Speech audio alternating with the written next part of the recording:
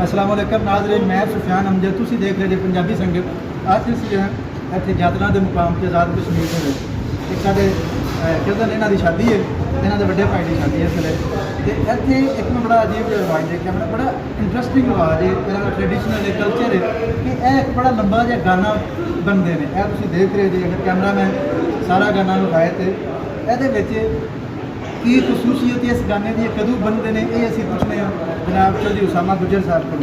उसामा साहब ये बारे जरा साढ़े नाज़रीन नूं दस्सिया जे कि ये गाना क्यों बनते हैं, की लगे होंदा जी साहब मेरा जात और तमाम किस्म के ना करने वास्ते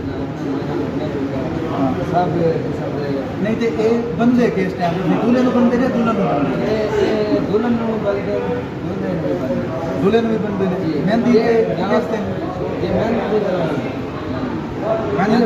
मेहंदी दे बनते हैं, तेन खोलते किस टाइम नाल ही खोल दे नहीं कोई रिवाज इस तरह होना कि दूल्हे ने गाना बने जी वो छोटा गाना वो सादा वो छोटा है, उन्होंने कहते हैं कोई खास स्पैसिफिक मेरे कोई क्राइटेरिया नहीं, तादाद नहीं कि तुम बच्चे मारे लाए हैं मुझे कोई लगी सिर्फ इको ही है कि ताक लड़ियाँ ताल ने जी नाज़रीन। ये जी अजे तक समझ आ सू सब तो इंटरस्टिंग गल दसी है वो ये वे कि लड़ियाँ जड़ियाँ ने वो ताक होंगियाँ, यानी जुफ्त नहीं होंगियाँ, 5 होंगियाँ 7 होंगियाँ 9 होंगियाँ या 11 जितनी चीज़ नहीं कर सकते हो।